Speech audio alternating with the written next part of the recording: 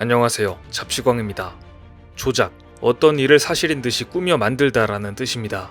조작하면 역시나 일본이 떠오르실 텐데요. 물론 최근 들어 조작 분야에서 중국이 크게 성장하고 있지만 중국이 조작한 결과물은 대놓고 가짜인 티가 난다는 한계점이 있습니다. 반면 일본은 과거부터 교묘한 조작에 능한 나라였습니다. 독도 관련 조작, 역사 교과서 왜곡 등 일본이 진행해온 조작들은 나열하자면 끝도 없을 것 같은데요. 아베를 총리 사퇴로 내몰았던 결정적인 원인도 문서 조작 사건이었습니다.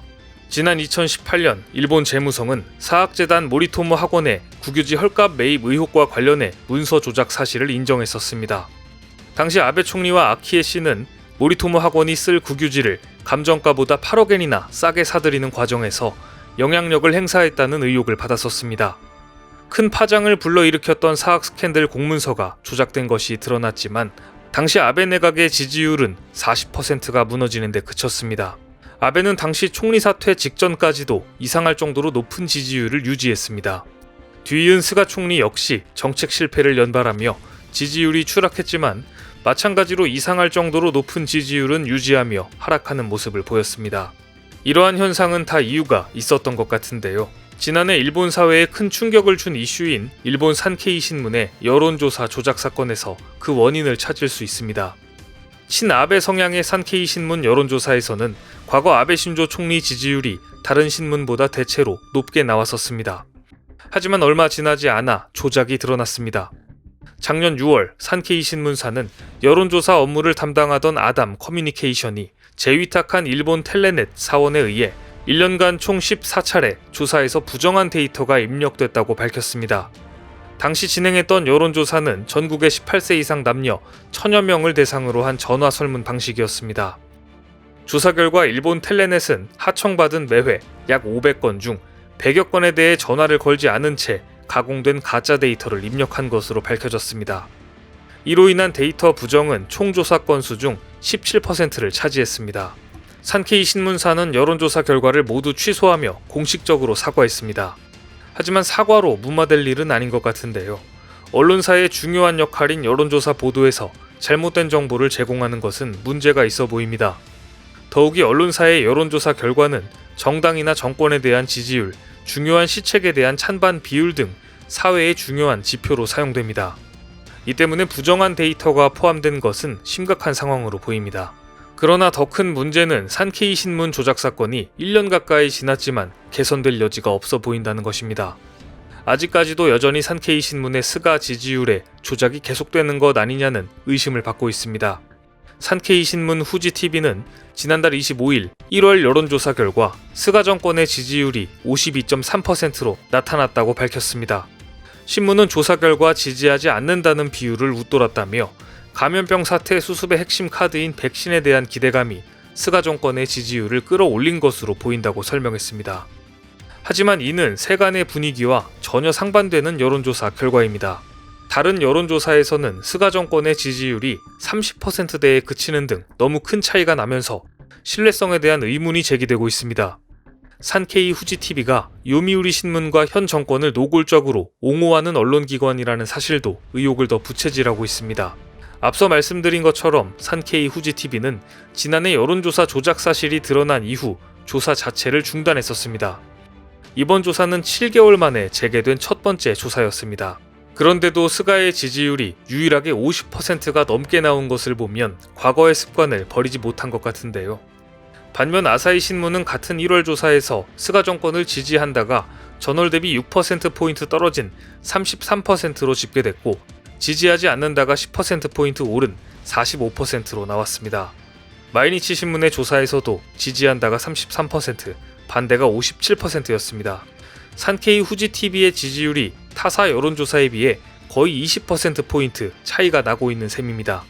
이들은 조사 방법의 차이 때문에 여론조사 결과가 상대적으로 높은 지지율 숫자가 나왔다고 설명했는데요.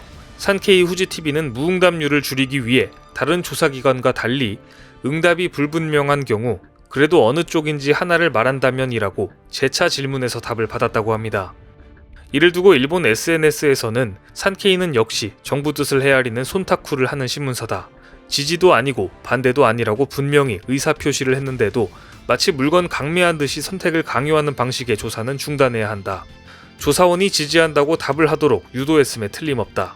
그렇지 않고서야 지지율이 50%를 넘는 것은 있을 수 없다.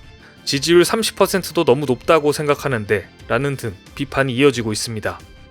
야권 인사인 요네야마 류이치 전 니가타현 지사도 무리한 정부 옹호가 지나치다며 이래서는 후지 산케이그룹이 보도기관으로서 신용을 완전히 상실하고 말 것이라고 비판했습니다. 그런데 일본의 조작이 드디어 해외에서 사고를 쳤습니다. 월스트리트 저널에 따르면 최근 미국 잡지 뉴요커가 2년 전 일본의 가족 대여 산업을 조명한 기획기사로 받았던 미국 잡지상을 반납했습니다. 1966년 첫 시상식이 열린 이래 이 상을 스스로 반납한 것은 55년 만에 처음 있는 일인데요. 문제의 글은 2018년 4월 뉴요커 기자 엘리프 바트먼이 일본 도쿄에 있는 패밀리 로맨스라는 회사의 가족 대여업에 대해 취재해 상을 받은 피처 기사입니다. 하지만 곧 이 회사 고객 중 한 명이 아내를 잃은 남편으로 패밀리 로맨스를 통해 아내와 딸 역할을 해줄 배우를 고용했다는 사실이 드러났습니다. 또 자신을 싱글맘이라고 밝힌 다른 고객은 딸을 위해 아빠 역할을 대신해줄 배우를 빌렸다고 인터뷰했습니다. 뉴요커 측은 가족을 빌렸다고 인터뷰한 일본인들이 실은 각각의 배우자가 있는 것으로 확인됐다고 밝혔습니다. 특히 싱글맘이라던 여성은 패밀리 로맨스 사주의 아내로 추정되고 있습니다. 이쯤 되면 가족 임대가 아니라 가족 사기단이 맞는 표현 같은데요. 가족 임대라는 소재부터 충격적인데 그마저도 조작이었다니 이 사건으로 인해 국제사회에서 일본에 대한 신뢰가 크게 하락할 것으로 보입니다. 하지만 일본은 굴하지 않고 최근에도 한국의 고유 영토 독도에 대한 조작을 꾸준히 이어가고 있습니다. 지난 3일 산케이 신문은 40에서 50여 년 전 제작된 미국의 항공도를 제시하며 한국의 독도 영유권 주장을 부정하는 근거라는 억지를 부렸습니다. 신문은 공익재단인 일본국제문제연구소가 독도를 일본령으로 명기한 1972년, 1982년 미국 정부 제작 항공도 4점을 발견했다고 보도했습니다.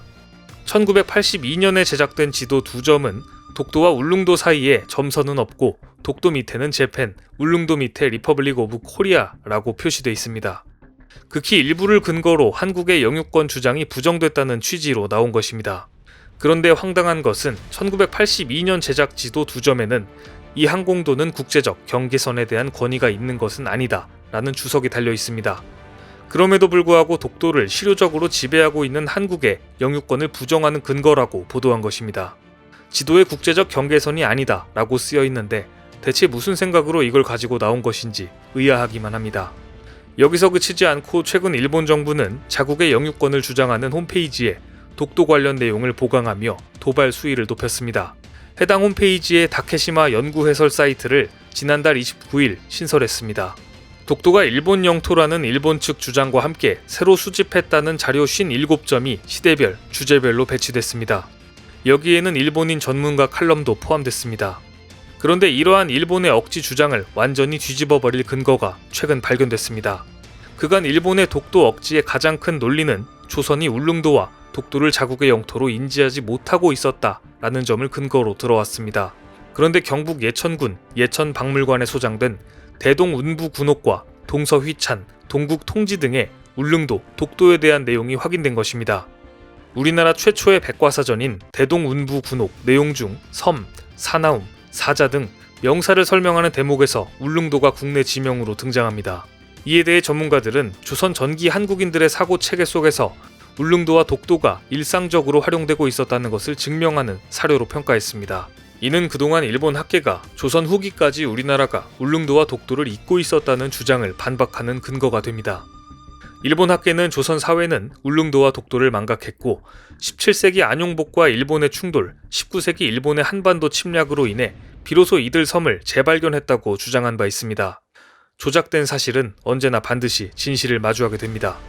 일본인들이 가족 대여 사업을 조작하여 상을 받았어도 결국에는 사건의 전말이 드러나 수상이 취소되고 국제적인 망신을 당하는 것은 어쩌면 자업자득이며 당연한 결과입니다.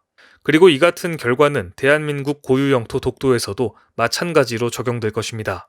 앞으로도 일본의 독도 관련 조작에 대해 끊임없이 관심을 가지고 반박 영상을 만들어 나가겠습니다. 오늘 준비한 소식은 여기까지입니다. 댓글을 통한 여러분들의 많은 의견 기다리겠습니다. 많은 분들의 생각이 모였을 때 진정 가치 있는 지식이 완성될 것입니다. 시청해주셔서 감사합니다.